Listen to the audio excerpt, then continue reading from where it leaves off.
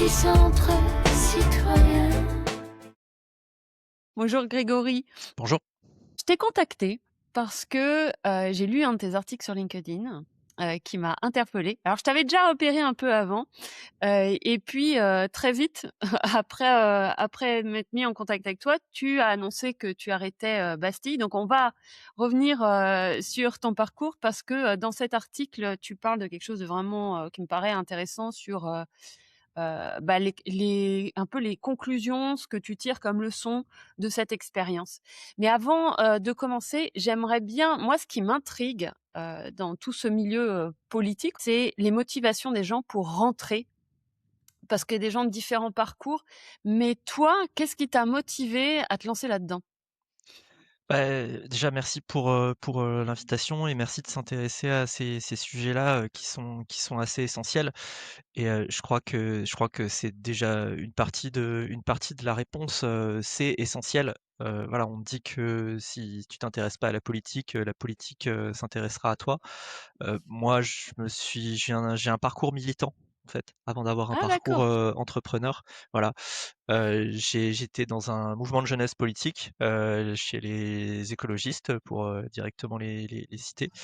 Heu, D'ailleurs au passage, c'est quelque chose que j'encourage tous les jeunes, à faire parce que je trouve que c'est des mouvements qui sont, qui apportent énormément, qui, sont extrêmement sympathiques, au-delà de ce qu'ils apportent sur le plan personnel.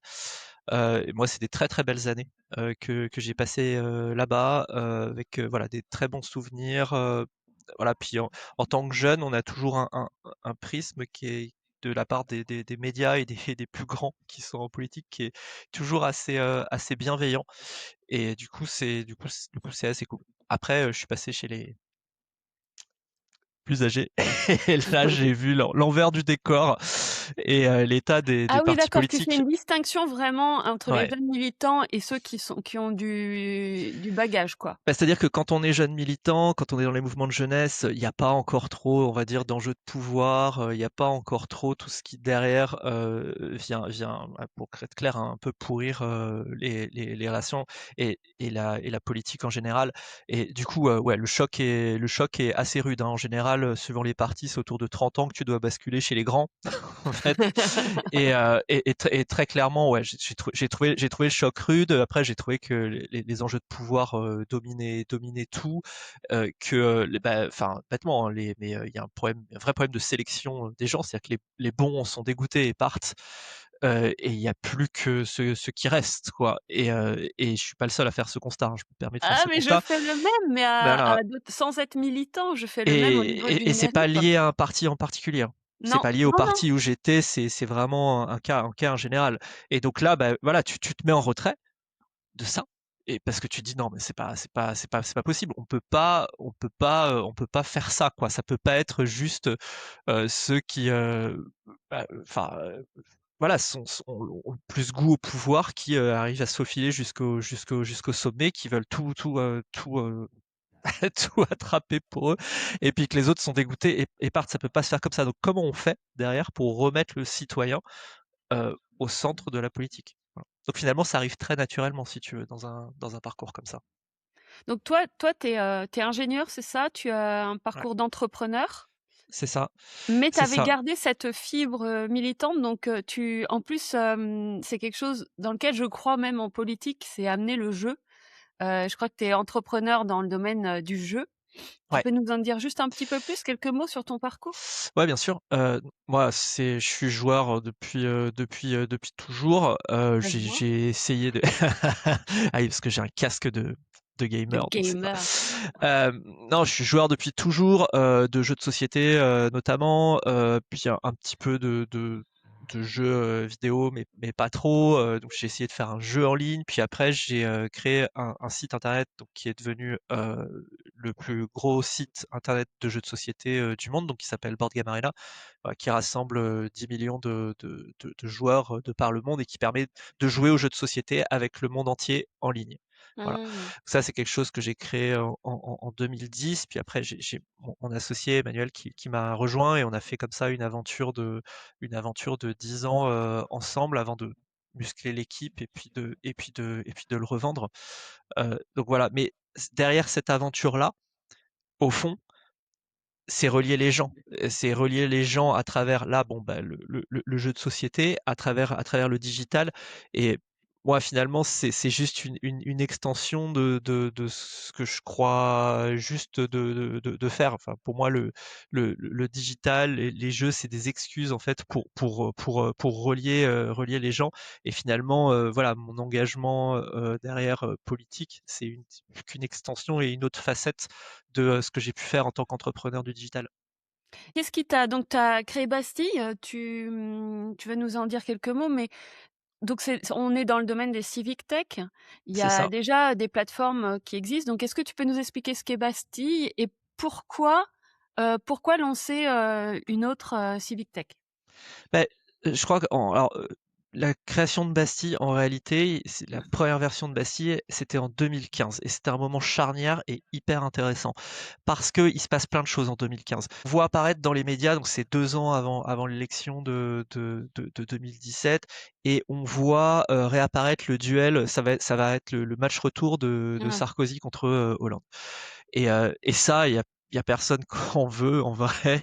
Les médias sont à la recherche de tout ce qui peut sortir de cette espèce de retour. Ah ouais, non, non, mais alors là, c'est quoi? Ça va être Sarkozy contre Hollande, puis après, ça va être voilà, on n'en veut pas. Bon, finalement, ça a fait pchit des deux côtés. Il y a eu ni Sarkozy ni Hollande, et à un moment, il y a Macron qui est sorti du bois. Mais dans cette période-là, c'était une période charnière hyper intéressante parce qu'il y avait vraiment une intention de dépasser ça et d'aller au-delà et de trouver quelque chose d'autre. Donc il y avait un focus particulier qui était porté sur tout ce qui sortait du bois et donc un focus sur les civic tech. Et il y a énormément de civic tech qui ont émergé à Mmh. cette période-là avec ces propositions-là, c'est-à-dire comment on fait participer le citoyen. Le digital a disrupté la quasi-intégralité de ce qui se passe dans la société, de maisons de vacances jusqu'au transport aérien. Voilà. Est-ce que le digital va pas disrupter la politique? Et du coup, Bastille fait partie de ça. C'est pas la seule civic tech à avoir émergé à ce moment-là en disant, ben voilà, on va faire participer le citoyen. On va créer, et c'était ça la proposition, on va créer un parti politique dont le programme est entièrement rédigé et dicté par les citoyens et les militants qui le composent. Voilà. Les gens vont avoir une application mobile, ils vont voter chaque semaine sur les propositions et à la fin, c'est ces propositions-là qui seront défendues par le parti politique, donc par Bastille. Qui définit les propositions? Et justement, la proposition de Bastille, c'était que tout vienne de la base, c'est-à-dire que les dirigeants de Bastille, ceux qui font l'application, ne mettent rien dans le système, en fait. Ou en tout cas, rien de plus que ce que met le militant lambda. Donc c'est vraiment un système de vote consécutif qui fait du down to top, quoi, qui part vraiment de la base et qui dit, bah, d'abord on va décider des sujets auquel on s'intéresse. Après, sur chaque sujet, on va émettre des propositions. Ensuite, on va sélectionner des propositions qui sont les plus populaires. Et ensuite, finalement, on va décider sur quelle proposition on part, quoi. Donc tout est vraiment down to top de manière à ce qu'on puisse pas dire que ah bah non mais c'est gentil, t'as fait voter tout le monde, mais c'est toi qui as rédigé la question. Voilà, ce qui se passe dans beaucoup de, d'actions on va dire de Ouais, mais après démocratie comment participative. si, Ouais. si ce sont, les gens donc qui font monter, des propositions, comment on trouve une cohérence? Et aussi, il y a la question de, hem, en fait, c'est une structure, hein, Bastille, c'est une structure. Ce qu'on met dedans, par exemple, une structure pourrait être remplie de fascisme, tu vois ce que je veux dire? Bien sûr. Utilisée pour le fascisme. Donc ouais, comment tu vois ça? Bah, bien sûr. Bah, après sur la cohérence, non, mais tout le monde se croit cohérent, mais enfin, au final, effectivement, il peut y avoir des incohérences, heu, dans les différentes décisions. Mais au final, ça se gère très bien. Ça se gère très bien. Bah, il peut y avoir des propositions contradictoires. Bah, dans ces cas-là, il y a une certaine liberté de l'élu, qui pouvait, se dire: «Donc, bah, bon, voilà, ça c'est contradictoire. Voilà, je dois pas, augmenter les impôts, mais on me demande de mettre plus de moyens, dans ça, bon bah qu'est-ce que je fais, etc. Voilà. Mais après, le but c'était pas ça. Le but c'est pas d'être absolument cohérent sur ça. Le but c'est d'avoir une participation vraiment directe des citoyens et après de pouvoir juger si l'élu a respecté ou pas cette volonté, ce qui est déjà des années-lumière mieux que le système purement représentatif actuel. Donc voilà. Et maintenant, bah, comment on fait pour éviter que il y ait des dérives et que ça bascule vers du fascisme? Bah, alors déjà, il y a la protection constitutionnelle, hein, c'est-à-dire que même l'élu peut pas faire n'importe quoi. Il est quand même soumis à la Constitution et même si les citoyens lui demandent ah bah tu restes au pouvoir indéfiniment, tu fais une discrimination pas possible envers tel groupe ethnique ou tel groupe religieux, etc. Il y a la protection quand même constitutionnelle. Et puis bah derrière, fondamentalement, euh, ceux qui prônent des régimes autoritaires sont pas tellement confortables avec euh, Bastille et cette idée que les idées et le programme peut émerger des citoyens. Ouais, mais c'est vrai que quand j'entends ça, je pense au fait qu'on a des angles morts tous, c'est-à-dire que en tant que citoyen, on voit pas tout ce que ça recouvre, ce qu'il y a à réfléchir. Donc, si toutes les propositions sont construites par les citoyens sans une partie apprenante, je vois pas comment, bah, par exemple, ils vont pas s'intéresser à imaginons, hein, c'est pas le cas, mais à l'énergie. Bah, tu auras tout un angle mort et je pense qu'il y en a pas mal, hein, des angles morts de choses qui sont, soit techniques ou soit qui ne font pas véritablement, à première vue, partie du quotidien, des gens. Donc, comment est-ce que ça rentre, dans le système? Non, mais je crois que à un moment, alors ce que parle Bassi, voilà, alors il y a le discours qui était de dire, ok, on va faire une démocratie directe, etc. Mais en réalité, c'est juste instaurer de nouvelles relations entre un élu et des citoyens. Donc il y a toute une part du travail des élus voilà qui reste pour voilà pour qui reste business as usual, voilà. Euh, Maintenant, ce que tu dis, il y a une bonne partie des civic tech qui se sont créés à l'époque, qui ont eu le même raisonnement et qui ont fini par bouger. Donc il y en a certaines qui ont arrêté parce qu'ils ont vu que c'était une impasse. Il y en a d'autres qui se sont déportés vers la création d'outils de démocratie participative, donc vraiment d'outils qui sont au service des élus, d'aller voir les élus et leur dire bon ben voilà, donc bon bah entre guillemets, on a échoué à faire la révolution, mais maintenant, nous, on croit à la direction générale qui est celle de faire participer les citoyens. Donc, on va créer des outils technologiques qui vous permettent Mmh. d'aller faire voilà, des budgets participatifs, euh, d'aller plus consulter la population et vos habitants sur tel ou tel sujet. Il y en a pas mal qui sont partis là-dedans avec en plus l'avantage que là, pour le coup, il y a un modèle économique derrière. Donc, il y en a beaucoup qui se transforment en entreprise parce que bah, c'est un marché aussi, la démocratie participative. Donc, ça a permis à ces entreprises de vivre et de produire des choses intéressantes, mais qui sont toujours restées, et c'est le reproche qu'on leur fait, tout le monde a fini par faire ce constat, qui reste cantonné à une partie infime de la population finalement. Alors pourquoi? Ouais. Bah, Pourquoi c'est d'une ça, certaine manière, pourquoi ça fonctionne pas, en fait? ouais, Est-ce que ça fonctionne ou que ça fonctionne pas?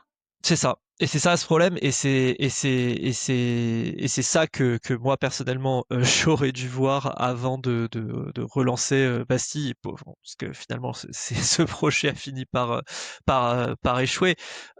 Finalement, ce que j'ai pu interroger un certain nombre d'experts du secteur et de gens, pas que des experts, des gens, des acteurs de ces civic tech qui ont travaillé donc sur ces différents outils et qui arrivent tous à faire le même constat.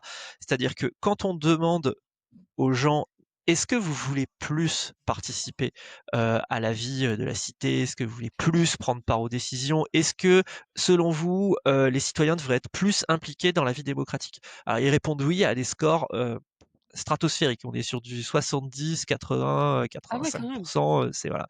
Les gens ont ce désir de participer. Ils voient bien. Enfin, c'est-à-dire que la politique se fait sans nous. Les hommes politiques ne nous écoutent pas. On a envie de participer.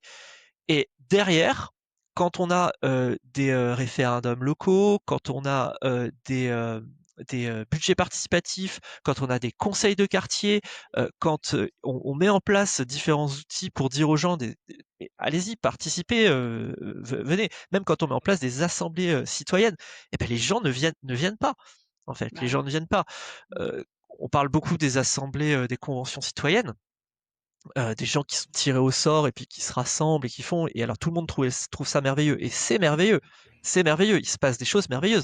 Mais ce qu'on raconte pas, c'est la galère que c'est pour recruter ces citoyens. C'est-à-dire quand on veut avoir 100 citoyens tirés au sort qui vont venir quelques week-ends pour décider, comme pour la Convention citoyenne pour le climat, combien il faut en appeler? Il faut en appeler 10-20 fois plus, parce que c'est une implication pour ces citoyens, même s'ils sont rémunérés, et cetera. C'est comme être jury en cour d'assises, quoi. Mmh. On donne de sa personne. Et dans une moindre mesure, pour les conseils de quartier, c'est pareil. Il faut venir un soir au conseil de quartier, voilà, ça dure des heures, on sait pas. Et voilà, plus généralement, sur tous les dispositifs de démocratie participative, on constate que dans le meilleur des cas, meilleur des cas, ça rassemble, on va dire 4-5% de la population, et dans le cas général, beaucoup moins. Donc au final, ces outils de démocratie participative, euh, ils sont limités par construction, c'est-à-dire que la fraction de la population qui a le temps et le loisir de s'y intéresser, elle est extrêmement faible. Peut-être que c'est une force d'inertie aussi, c'est-à-dire que la société, elle est pas constituée pour qu'on participe, à la vie, démocratique, qu'on exerce notre citoyenneté. Hem, Peut-être qu'il y a déjà, il faudrait qu'il y ait les espaces dans nos vies pour ça, ce qui est pas évident puisque tout est dirigé, bah, vers le travail, la famille. C'est pas vraiment incorporé et je suis désolée, les gens, ils peuvent pas. Déjà qu'on vit dans une société, qui est assez oppressante au niveau temps, au niveau énergie, donc peut-être qu'il y a pas déjà l'espace, donc il faudrait peut-être qu'institutionnellement, on ait cet espace et puis dès l'enfance, parce qu'en fin de compte, c'est une culture à développer. Donc est-ce que c'est pas juste que, bah, les premiers à pousser la roue, bah, on se dit: «Bah, ça n'avance pas». Parce que s'il y a cette, dichotomie entre, hem l'envie de s'impliquer et le fait que dans les faits, bah, ça ne se passe pas, c'est peut-être qu'il faut créer des espaces et créer une culture. Bah, tout à fait, mais de toute façon, du coup, tu as bien mis le doigt sur la résolution de ce paradoxe qui n'en est pas un. Les gens disent qu'ils veulent participer et ils ne participent pas parce qu'ils n'en ont matériellement pas le temps. Enfin, c'est vraiment ce que tu dis. C'est au-delà de la question de la culture ou de quoi que ce soit. C'est que matériellement, on peut pas aller demander à quelqu'un qui a un travail, des enfants éventuellement à s'occuper, qui a son emploi du temps qui est déjà plein, à aller passer 1 heure à aller éplucher un budget pour faire ça. Donc il y a une fraction de la population qui est OK pour faire ça, et il faut leur donner les outils pour faire ça. Moi, ce que je dis, c'est pas contre la démocratie participative, hein, la démocratie participative, elle est utile pour ça. Mais derrière, si on se dit, mais ça, c'est représentatif des citoyens, on se met le doigt dans l'œil. Mmh. C'est utile pour améliorer les projets, mais derrière, on ne va pas représenter ces citoyens. Et pourtant, et pourtant, et c'est là le gros bémol à ça, c'est que ces citoyens, quand ils répondent à 70-80%, j'ai envie de m'impliquer dans le politique, bah de fait, ils s'impliquent. Mais alors, ils s'impliquent quand? Bah, ils s'impliquent, on les voit quand il y a la loi du plomb qui sort, quand il y a la loi sur les retraites qui sort, on voit des gens dans la rue, on voit des gens qui signent des pétitions, on voit des gens qui se mobilisent. Donc au final, ces personnes sont capables de se mobiliser. Elles se mobilisent, de fait, on les voit se mobiliser, mais quand il y a quelque chose qui les touche directement, et là, elles sont capables, en réaction, de se mobiliser. Donc, quand on dit, voilà, il y a 80% des gens qui veulent s'impliquer, mais en fait, ils s'impliquent pas, et il y a beaucoup de responsables politiques qui prennent ça en disant, ah bah regardez, nous on leur donne les outils, et puis derrière ils s'impliquent pas, c'est bien la preuve qu'ils veulent pas s'impliquer. C'est faux. En fait, ils veulent s'impliquer, mais ils veulent s'impliquer, voilà, quand il y a quelque chose qui les touche concrètement et en réaction. Dans mon post et mon article sur LinkedIn, je les ai appelés respectivement les copilotes et les gardiens. Il y a une partie de la population voilà, que j'appelle les copilotes, qui sont quelques pourcents de la population et qui voudraient être dans le siège du copilote de leur élu et lui dire non, mais attends, on va plutôt là, non, attends, prends, atterris là, machin, voilà. Mais ça, c'est très très intéressant et il faut prendre les ce que disent ces gens-là, il faut les écouter pour améliorer les projets de loi, mais il y a l'immense majeure partie de la population, moi je les appelle des gardiens. C'est des gardiens parce que ils veulent s'impliquer, mais globalement, ce qu'ils veulent, c'est que les élus fassent leur travail. Voilà, le pilote va où il veut, ils sont passagers dans l'avion, tout va bien, etc. Par contre, si ça commence à partir dans une direction où ça ne va vraiment pas, ils voudraient avoir le contre-pouvoir, la possibilité Mmh. d'exercer un contre-pouvoir citoyen et de dire stop. Et c'est ça la grosse différence entre les gens qui se sentent plutôt copilotes et les gens qui se sentent gardiens, c'est que les copilotes veulent vraiment avoir des manettes, tandis que les gardiens veulent juste avoir un frein finalement. Les copilotes veulent exercer une forme de pouvoir, tandis que les gardiens, idéalement, dans l'idéal, ils voudraient rien faire.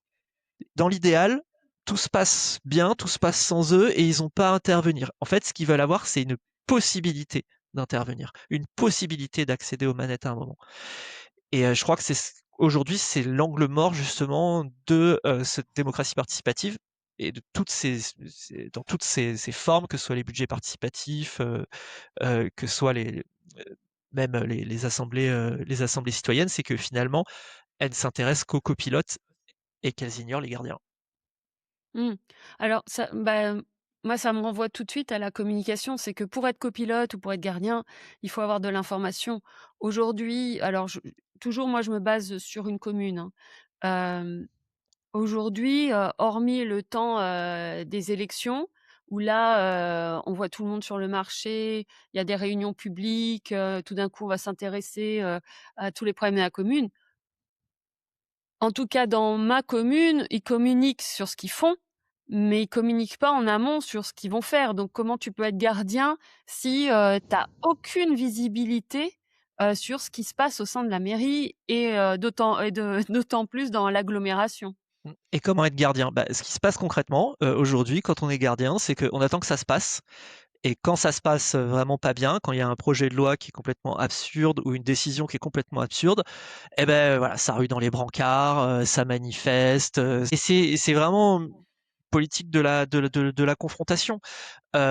Et moi, ce qui me tue dans ce système-là, dans cette manière de fonctionner qui est très dans le rapport de force permanent, c'est que il y a des systèmes qui existent ailleurs, à l'étranger, qui sont beaucoup plus avancés de ce point de vue-là et qui permettent d'avoir une vraie réponse et une vraie proposition pour les citoyens qui sont gardiens. Moi, aujourd'hui, je me considère comme activiste pour introduire le système suisse de démocratie semi-directe en France, qui est un système qui est extrêmement mal connu. Si tu veux, je peux t'expliquer un petit peu comment Les ça fonctionne votations? Tu parce parles des que votations, c'est ça? exactement, exactement. Mais je crois on a des représentations en France qui sont assez limitées et parfois assez fausses sur ça. On se dit, mais les Suisses votent tout le temps, c'est la catastrophe pour faire passer des projets de loi. Ou alors on se dit, non, mais c'est quand même une culture très particulière, hein, les Suisses, comme s'ils avaient le doigt divin qui était arrivé dessus et qui leur a dit ah vous serez un peuple qui sera magiquement Bizarre. dans l'intelligence collective et que vous pourrez enfin il y a des choses complètement absurdes. Donc si tu veux bien Ouais, je je vais t'en t'expliquer prie. un petit peu plus Ouais, comment ça ouais, fonctionne parce que plaisir. je trouve ça vraiment magique. La clé en fait quand on parle des votations, alors il y a plein de votations différentes en Suisse. Il y en a une dont je vais parler parce que je la trouve particulièrement intéressante, c'est ce qu'on appelle le référendum facultatif. C'est quoi le référendum facultatif en Suisse? C'est que tu as une décision ou une loi qui passe et qui passe pas bien. C'est-à-dire que les citoyens commencent à ah non mais ça franchement les élus ils ont pas bien fait leur travail. Tu fais une pétition, ok?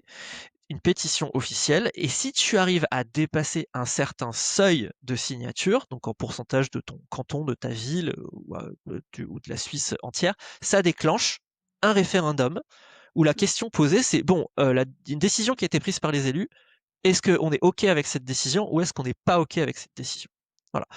Donc c'est une pétition pour déclencher un référendum pour aller contre une loi qui a été prise par les élus. Pourquoi ce système est génial?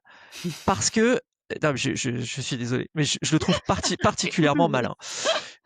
Pourquoi tu as ça? Parce que qu'est-ce qui se passe au niveau des élus? Maintenant, tu te mets du point de vue de l'élu. Tu te dis, je suis en Suisse, je vais produire une loi qui va faire quelque chose. C'est une loi qui, est, qui risque de faire un peu polémique, qui est sur un sujet touchy, etc.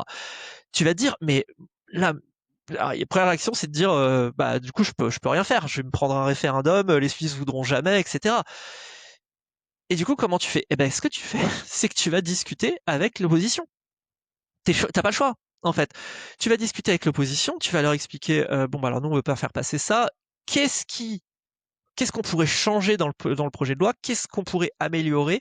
Quel compromis on pourrait trouver pour que derrière, une fois que le projet de loi soit sorti, vous faisiez pas des appels à pétition, des appels à référendum et que globalement ce soit un peu consensuel.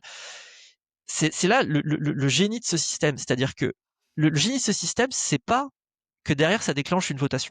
La votation, en fait, quand elle arrive, c'est que Ah, c'est c'est après. perdu. Ouais, c'est C'est que avant, c'est t'es perdu. d'accord. C'est un échec, en fait, quand il y a la Mmh, votation qui mmh, arrive. mmh. Le génie de ce système, c'est que c'est la menace de la votation qui fait que ça oblige les élus des différents partis à discuter ensemble.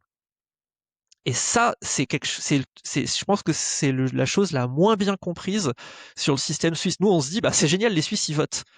Bah, en fait, eux, ils sont contents quand ils votent pas. C'est la Ah. menace du vote qui fait qu'ils ont des meilleurs élus et qu'ils ont des meilleures décisions. Et de fait, il y a des chercheurs hein, qui ont étudié ça. Ils sont allés étudier canton par canton et ils ont constaté que c'était dans les cantons qui votaient le plus, où il y avait le plus de votations, où les gens étaient le moins satisfaits Mmh. de leurs élus. Donc ça a été montré par ces chercheurs. Donc c'est vraiment une politique, pour revenir à ce qu'on disait avant sur les gardiens, voilà, c'est un système qui est designé pour les gardiens. C'est-à-dire que normalement avec ce système, on n'a pas besoin de trop intervenir. Les politiques font normalement bien leur travail et s'ils font mal leur travail, crac, nous on peut mettre le frein et leur expliquer, bah non, là, Est-ce que c'est ça passe pas l'assurance quoi. qu'ils font bien ou mal leur travail? Parce qu'il y a toujours cette idée de communication. On est dans un monde, de communication où chacun essaye de nous ramener à sa cause, essaye de conquérir nos esprits. Hem, Qu'est-ce qui fait que, nous, en tant que masse, on est plus juste ou on a un meilleur œil? Quoique il faut regarder certains travaux qui montrent que si, quand même, on prend de meilleures décisions en groupe que seul. Mais, oui, qu'est-ce qui fait que, c'est véritablement un bon système, tu vois? Le fait que donc ils aient, ce couperet de possiblement la votation, est-ce que ça va pas leur faire faire des compromis, des choses un peu tièdes et molles? Bah, ça, oui, le compromis, ce sera toujours considéré comme tiède et mou, mais le gros avantage, c'est que quand on a, et si on prend les grosses décisions, hein, celles qui sont importantes, celles qui vont engager une génération, ça peut être, par exemple, pour comparer avec la France, une réforme du système des retraites. Une réforme du système des retraites, c'est quelque chose qui s'accommode très mal de la démocratie représentative, avec des élus qui sont là pour 5 ans. Quand on réforme un système des retraites, on pense à 20 ans, on pense à 30 ans. Quand on a quelque chose comme ça qui engage une génération, le gros avantage d'être dans un système de démocratie semi-directe à la Suisse, c'est que du fait qu'il y ait cet assentissement et ce contrôle populaire, on sait que quand il y a une réforme comme ça qui a réussi à passer, où on a dû discuter avec les différents partis en place pour pas derrière se prendre une votation, bon, c'est probable que sur un système, sur une réforme d'ampleur comme ça, de toute façon, il y aura probablement une votation et que elle échoue parce que du coup, OK, c'est bon, ils ont suffisamment bien fait leur travail en amont et que ça représente suffisamment bien à peu près toute la population. Mais là, on est engagé pour 20 ans. Et là, Non, mais on l'a il y a vu plus de en débat. France. Non, mais c'est ça. Et ça, ce que je dis là, ça a de vraies implications dans la vie quotidienne de tout le monde. Quand au début des années 2000, il y a la Suisse qui se pose la question de l'état de son système ferroviaire et l'état de ses transports en commun, et qui décide un plan d'investissement impressionnant dans ça. Ça va engager vraiment une génération sur ce système-là. Et il décide de le faire et ça passe. Et voilà. Et les gens décident que ok, on s'engage là-dedans, même si ça va coûter un pognon de dingue. Et aujourd'hui, concrètement, tous les jours, si vous allez en Suisse, vous pouvez constater à quel point le système de transport public est incroyable, et quel que soit, et même dans les petits villages, des petits villages aux grandes villes, il y a un système de transport qui est incroyable et qui est à l'heure. Et ça, c'est une conséquence directe du système de semi, de démocratie semi-directe suisse. En France, ça se passe pas comme ça. En France, il y a un moment, il y a un président de la République qui décide de faire le Grand Paris. Alors voilà, le Grand Paris va avoir des installations merveilleuses et tout ça, mais au final, est-ce qu'on a vraiment engagé une génération de Français sur ce projet-là? Est-ce que finalement c'était bien de faire ça? Est-ce qu'on n'aurait pas mieux fait de faire quelque chose autrement, qui est peut-être plus au niveau du territoire? Je sais pas. Enfin voilà, c'est des En manières de fait, faire qui sont très je me différentes. remets toujours au niveau de la ville, j'imagine, heu, ce qui est bien avec tu vois, ce qui est bien avec la municipalité, c'est que c'est une dimension, qu'on peut plus appréhender, quoi. Et bah, je pense à des cas de, par exemple, villes ou quartiers où ils ont voulu implémenter ou installer un centre de migrants ou un centre d'accueil ou et bah, dans ce cas-là, si c'était au niveau de la ville, donc il y aurait ce système, de votation. Est-ce qu'on le met sur tous les projets? Et quand on le met sur un projet, donc si une ville, ne veut pas accueillir, voilà, un centre, elle peut mettre son veto. Et bon, je devrais te poser les questions, je reviendrai peut-être sur les autres questions, mais je les pose dès maintenant pour, qu'on y pense tous les 2.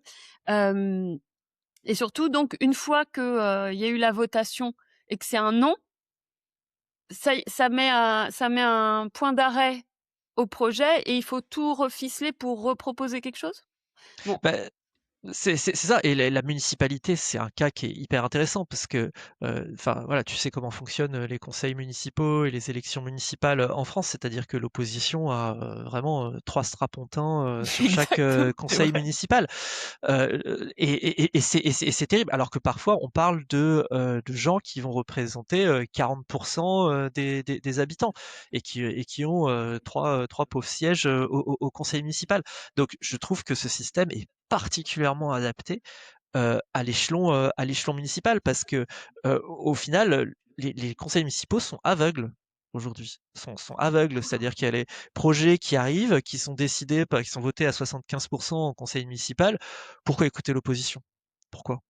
Ah Quoi, oui, ils est-ce ont qu'elle aucun nous a intérêt. écoutés au mandat précédent quand on était dans l'opposition? Non, il y a aucun intérêt. Et en vérité, il y a aucun intérêt. On parle de droit de l'opposition, de droit de l'opposition. Alors moi, je trouve ça particulièrement marrant parce que on parle des on parle de démocratie directe, de démocratie semi-directe, de contre-pouvoir citoyen. À chaque fois, ceux qui en parlent, c'est les élus quand ils sont dans l'opposition.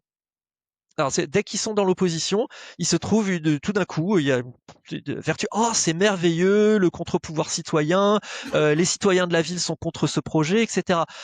Non, mais et dès qu'ils sont dans la majorité, c'est voilà, ils écrasent, ils respectent pas les droits de l'opposition. Il y a un moment, on parle de droit de l'opposition, droit de l'opposition, droit de l'opposition. Le vrai droit de l'opposition, c'est le contre-pouvoir citoyen. Il y en a pas d'autre. L'opposition, qui représente 40% des habitants de sa ville parce qu'elle a été battue de justesse aux dernières élections municipales, sa seule force, c'est les 40% de citoyens qui sont une minorité active, visible, et qui doit avoir sa voix dans les projets. Alors pas la voix majoritaire, puisque de fait ils sont minoritaires, mais qui doit pouvoir avoir par son droit de pétition, par son droit de votation, comme pour parler de ce qui se fait en Suisse, voilà, le droit de se poser. pour revenir sur le projet dont tu parles, bah oui, donc si effectivement il y a un centre de migrants et qu'il y a une pétition et que du coup ça déclenche un référendum local, bah, du coup la population a à se prononcer sur ce projet. Et moi je trouve ça normal en fait. C'est à un moment on peut pas faire les projets contre les gens, quels qu'ils soient. Euh, c'est c'est le principe démocratique élémentaire. Si on le fait, et on le fait beaucoup en France, on finit par accumuler des frustrations chez des gens qui ne se sentent pas écoutés, qu'on soit d'accord ou pas avec eux. Et ces frustrations-là, elles dégénèrent en critique de la démocratie. Et c'est comme ça qu'on se retrouve avec des régimes autoritaires.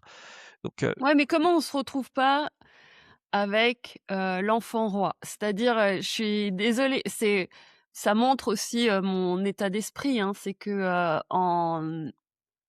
en allant dans ces milieux-là, je me rends compte que beaucoup de gens, ont un avis, sur tout, mais sans connaissance, du sujet.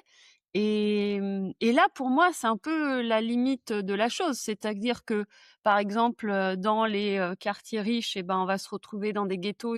Est-ce que ça peut pas avoir des effets pervers? Et c'est pour ça que je pense au centre, de migrants où là, je pense à Paris, il y avait un quartier où ils voulaient pas qu'il y ait un carrefour, une supérette, Carrefour je sais pas quoi qui s'installe parce que c'était pas du standing, du quartier. Donc est-ce qu'on va pas se retrouver, avec, ouais, des cultures un peu, ouais, d'enfants rois? bah, non, je crois pas. Alors, il y a un corollaire qui vient avec en Suisse avec ce système-là, c'est le fait que ce soit extrêmement décentralisé. Euh, Parce que bah, simplement les gens qui habitent là, tu as parlé des gens qui sont à Paris, qui ont pas envie d'avoir une supérette, bah, soit, enfin voilà, pourquoi pas. Ça peut être d'autres gens qui ont d'autres envies, etc. Ce que montre la Suisse, c'est qu'on peut, ce système est extrêmement compatible avec une organisation extrêmement décentralisée, qu'on peut parfaitement avoir des règles qui sont différentes d'un canton à l'autre, d'une ville à l'autre, et que ça va en fait, OK. et que ça se passe très bien. Maintenant, est-ce que ça peut dégénérer vers une culture d'enfant roi? Non, je crois pas, parce que d'une part, enfin, en fait, on a ce sentiment, je crois beaucoup, parce que il y a pas de culture politique chez les gens. Il y a peu de culture politique chez les gens en France. Pourquoi? Parce que ça n'a aucun intérêt. C'est à quoi comme intérêt quand on se retrouve avec des amis de discuter politique? Aucun. Ça va avoir quoi comme influence? Aucune. De toute façon, on ne décide pas. On décide, voilà, on décide de qui Tu trouves qu'il y a pas de une fois tous les culture, 5 ans. politique en France? Ah, moi, Non. j'aurais dit le contraire, tu vois? Oh, oh. Ça parce que j'ai vécu dans plusieurs pays Hmm. et en France, moi, mon souvenir, c'est justement: «Ah, on parle pas politique cette fois-ci» parce que ça dégénère tout le temps, Bah, mais on parle toujours politique et j'ai le sentiment que les Français parlent beaucoup de politique. Il y a beaucoup d'émissions politiques, il y a beaucoup dans le peuple français jusqu'ici, hein, parce que les choses évoluent, mais moi je voyais le peuple français comme justement un peuple qui aime discuter, qui aime parler, et la politique ou la religion, ou tout ça en fait partie, la philosophie, tout ce que tu veux. En tout cas, je le voyais un peu comme un peuple, un peu intello, quoi. Parce que quand tu vis, bon, j'ai vécu aux États-Unis, les discussions politiques, voilà, c'est tout doux, quoi. C'est-à-dire, il y a pas, ouais, il y a pas d'opinion marquée, quoi. En tout cas, dans tout ce que j'ai vécu là-bas, il y a pas d'opinion marquée, c'est lié à la culture. Je suis allée en Nouvelle-Zélande. En Nouvelle-Zélande, parlait pas trop politique non plus. Je sais pas, ah oui, moi je voyais le peuple français comme un peuple vraiment, politisé, quoi. en fait, c'est pas tout à fait ce que je veux dire. Ce que je veux dire par là, c'est que on n'a pas. C'est ce qu'on dit souvent en disant les Français n'ont pas de culture du compromis.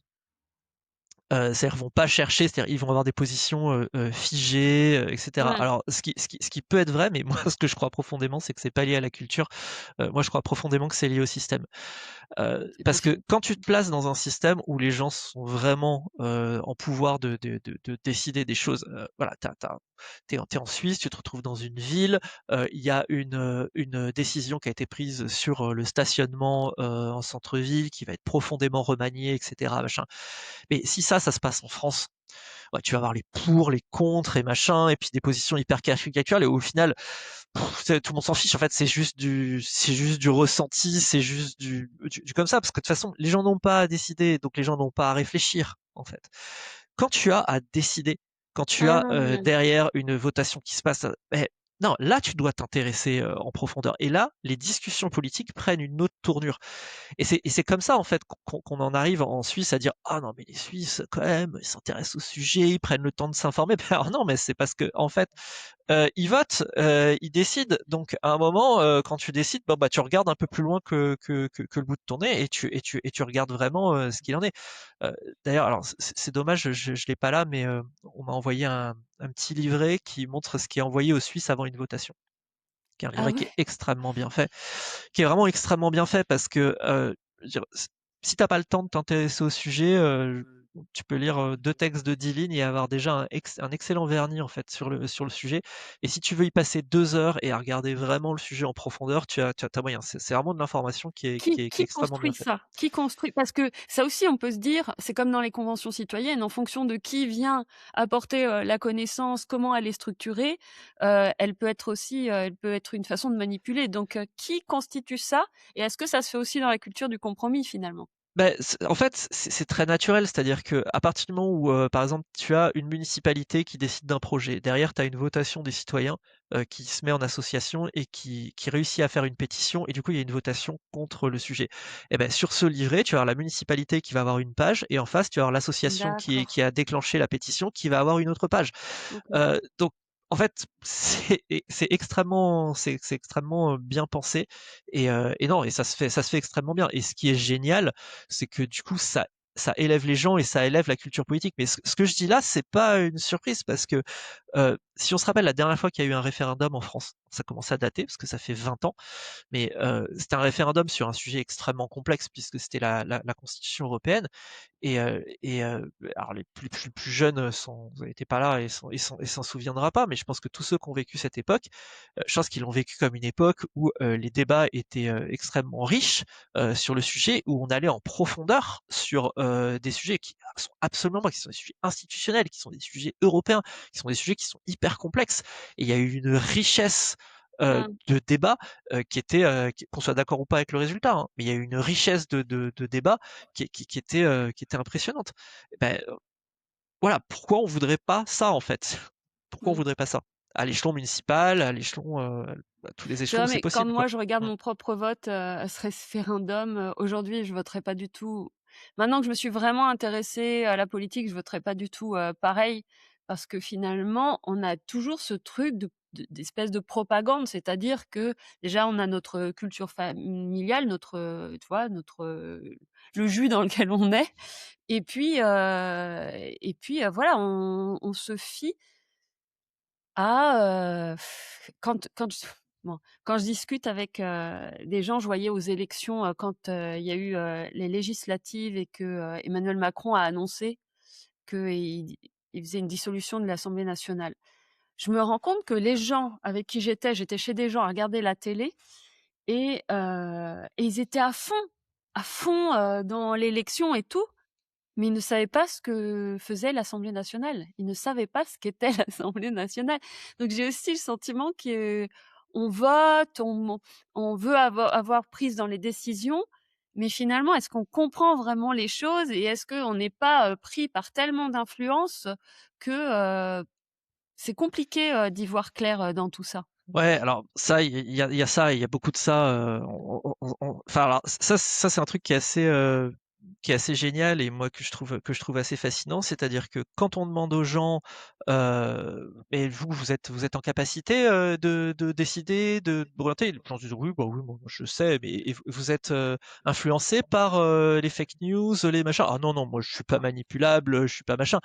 Mais les autres, oui. Alors en fait, c'est tout le temps les autres. Alors c'est tout le temps les autres, c'est tout le temps ces gens-là, les pauvres, les riches, les fachos, les machins, les trucs qui sont manipulés, qui sont voilà. Enfin, je crois qu'à à un moment, faut se reposer un petit peu et prendre un peu de recul pour tout ça, se dire que chacun a une part de la vérité. Euh, voilà, et on a des infirmières, qui connaissent très bien le système, médical, qui ont pas une vision d'ensemble, mais qui ont une part de la Mmh. vérité sur ce qu'est le système médical, des profs qui ont une part de vérité sur ce qu'est le système éducatif, et qu'à la fin, quand on met tout ça ensemble, qu'on mélange bien, on arrive à des décisions qui sont pas tellement déconnantes, en fait. Parce qu'à à un moment, il y a beau y avoir, de la désinformation, il y a beau y avoir, des manipulations, voilà, les gens, ils sont pris, avec la réalité, et en plus, c'est corroboré par, par des travaux de recherche. Globalement, même si on est là à penser, «Ah oui, de toute façon les autres c'est tous des cons» et cetera. Et ben non, bah, voilà, en fait, globalement, ensemble, tous ensemble, on prend des décisions qui sont pas trop déconnantes, et c'est globalement ce qui se passe en Suisse. Je veux dire, il y a des exemples qui sont assez parlants, hein. C'est-à-dire que, les Suisses, à un moment, ont voté sur le fait d'avoir 15 jours de vacances en plus par an, et ils ont voté contre. Oui, donc c'est pas toujours en contre, parce que là, ce que je me disais aussi, là, on parle d'une votation en contre, Oui, quelque chose.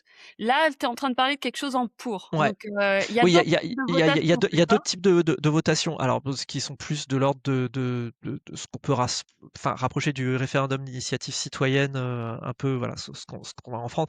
Alors, voilà, c'est on pourrait en parler pendant des heures. J'ai choisi juste de parler du référendum, facultatif, parce que c'est celui que je trouve le plus éclairant et celui qui est le plus mal connu, en France. Mais juste si on reprend, cette votation, donc, les Suisses, on leur propose d'avoir 15 jours de vacances en plus, par an, et ils répondent non.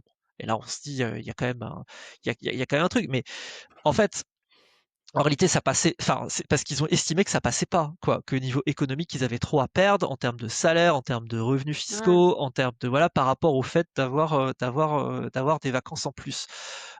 Et c'est OK, et un autre peuple aurait pu décider, l'inverse, ou moins, ou voilà. Eux, en tout cas, ils ont décidé ça, et je crois que c'est quand même faire preuve, d'une sacrée dose de maturité. Et pour moi, ça veut dire que la votation a induit une certaine forme d'éducation populaire, parce qu'il faut quand même s'intéresser un petit peu au sujet, pour constater que, ouais, attends, 15 jours de vacances, est-ce que ça peut vraiment se faire, ou est-ce que, voilà. Et pour moi, c'est une des preuves qu'on soit d'accord ou pas avec, ça, hein, c'est pas du tout le sujet. Euh, c'est une des preuves que le système marche quand même pas trop mal, quoi. Ouais, donc tu penses qu'avec la culture française, ça pourrait fonctionner? Je pense qu'il y a la culture française est pas fondamentalement différente de la culture suisse. Je pense que, les Suisses, si ce qu'on dit, les Suisses, manifestent pas, mais en fait, je pense que les Ils ont Suisses, pas besoin, en fait, si, bah, c'est ça, en fait. Je pense que s'ils étaient en France et qu'ils regardaient comment ça se passe en France, ils disaient: «Beh, il y a une loi qui passe, mais qu'est-ce qu'on y peut?» «Ah bah non, tu peux rien. Tu peux sortir dans la rue et manifester». Mais je pense qu'ils manifesteraient plus potentiellement que les Français, et on dirait: «Oh, les Suisses sont un peuple incroyablement râleur, et cetera, et c'est des coupeurs de tête, mais jamais, il faudrait leur donner le pouvoir», et voilà. Et de fait, en fait, ils n'ont pas à le faire. Ils n'ont pas à le faire parce que s'ils ont ces outils de contre-pouvoir citoyen. Et qu'est-ce que ça veut dire donc par rapport au civic tech, pour toi? C'est-à-dire, aujourd'hui, tu leur vois une place, ou tu en toi, à titre personnel, tu te réorientes vers, un autre domaine? Tu vas En fait, continuer ton action, dans ce domaine? alors, oui, de toute façon, alors moi je me considère comme, vraiment, activiste et militant, voilà, pour l'introduction de plus de démocratie, directe, en France. Voilà, notamment, l'importation de ce système, suisse, que je trouve particulièrement bien fait. Au niveau des civic tech, il y a énormément de civic tech qui agissent pour fournir des outils de démocratie participative, et ça, c'est toujours utile, et c'est toujours très utile, même si pour moi, à mon sens, c'est pas, suffisant. Donc voilà, alors moi, j'ai pas envie de m'investir, de continuer à m'investir pour ça. Pourquoi? Bah, simplement parce que, voilà, le marché est déjà occupé, voire saturé, puis c'est pas quelque chose qui m'intéresse. Moi, j'ai vraiment envie de m'intéresser maintenant à des systèmes qui impliquent les gardiens, et pas que les copilotes, pour prendre ce qu'on disait tout à l'heure. donc moi, à titre personnel, j'ai plusieurs engagements, dont un que je voudrais évoquer ici, qui est que, alors parmi d'autres personnes, je m'implique dans l'organisation d'une convention citoyenne pour la démocratie, donc qui aura Ah, c'est lieu chouette. à l'automne, voilà, qui est quelque chose qui est financé par France 2030, donc qui bénéficie d'un financement gouvernemental et qui est piloté par l'université de Lille.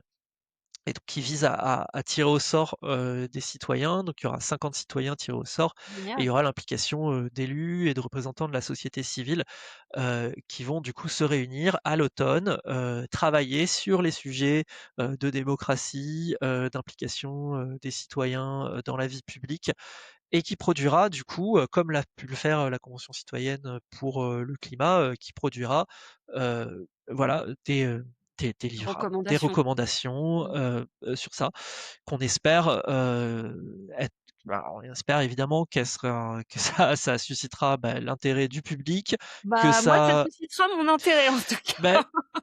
mais Je je vais pen suivre ça de près parce que bah, c'est hyper intéressant.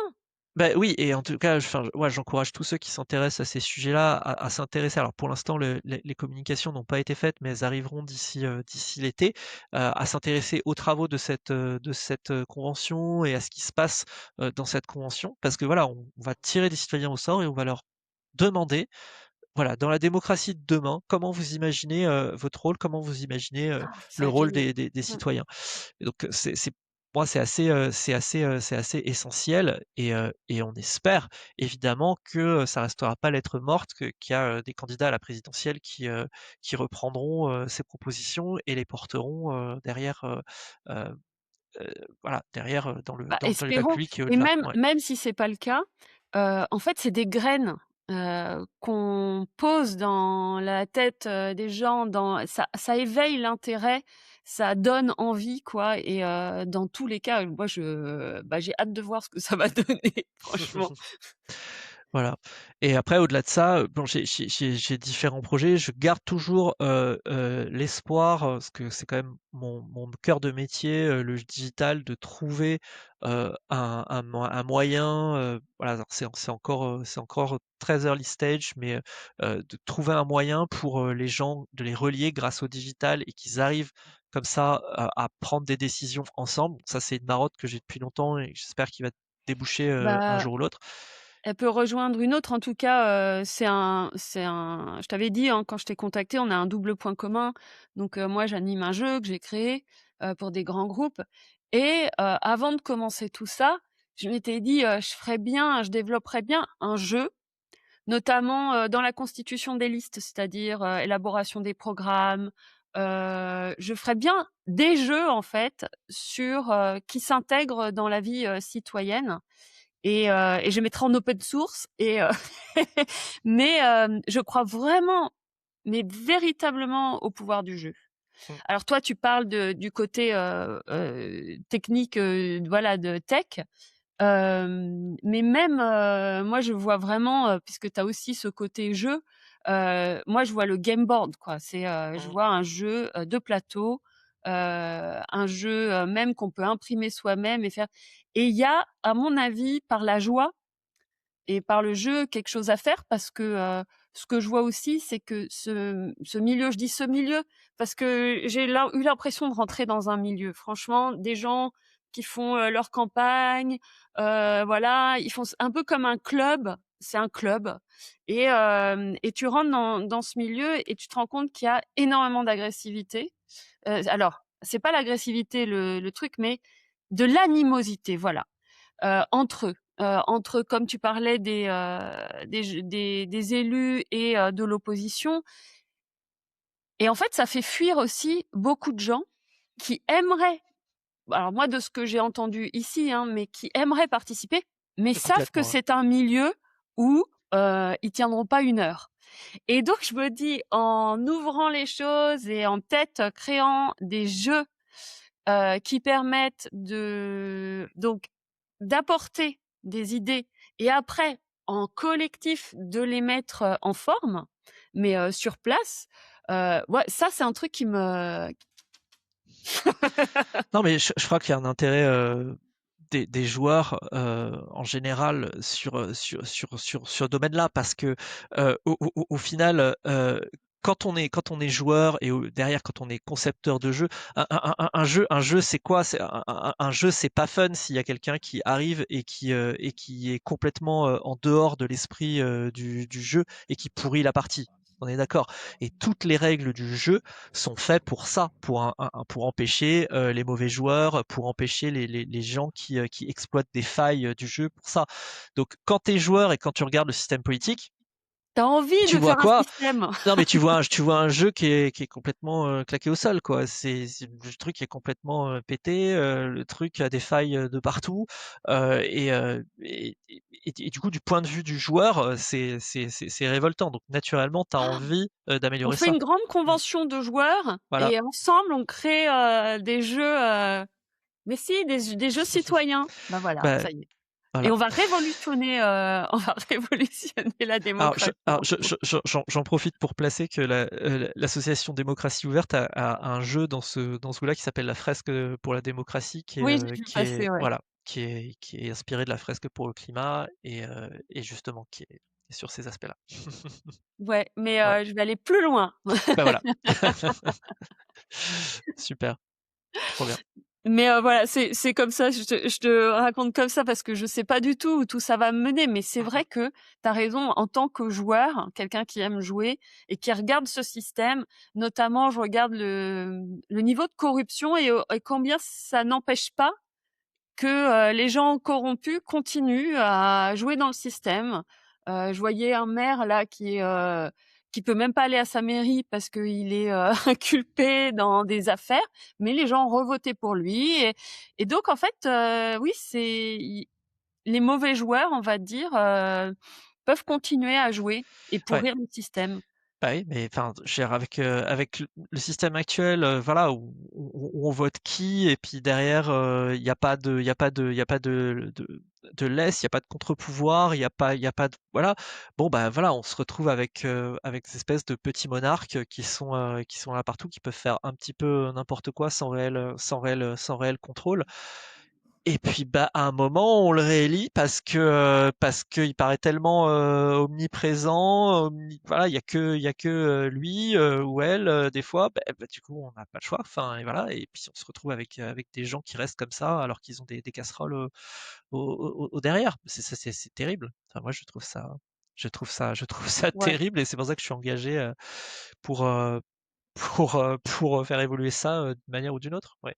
En tout cas, ça va être, c'est intéressant en fait, Mmh. de se dire: «Allez, hein, il y a autre chose à construire». On Donc part, pour moi là, on est arrivé tellement bas, l'apogée de la kakistocratie, de, vraiment, on se dit: «Finalement, ça nous donne l'autorisation, de nous lancer si on» en tout cas dans mon cas où je me dis: «Bon, qu'est-ce que je vais aller faire là?» Bah si, en fait, parce que quand on voit, des fois, le niveau de corruption de on se dit: «Bon bah, je peux y aller, j'ai quelque chose forcément à apporter» parce que quand je vois le niveau, je me dis: «Non, ça va». Mais, est-ce que tu as quelque chose à rajouter? Il y a quelque chose que ouais, bah, je voudrais rajouter quelque chose. Je voudrais dire que, les, il y a beaucoup de gens qui sont fatalistes, sur ce domaine-là, qui sont là à se dire, «Non, mais de toute façon, il y a pas de solution, puis de toute façon, même s'il y avait des solutions, je suis le seul à penser ça, dans mon coin». Alors non, c'est faux, les solutions, il y en a et les gens qui, s'engagent, dans ce domaine-là, ils sont nombreux, ils sont plus nombreux qu'on le pense.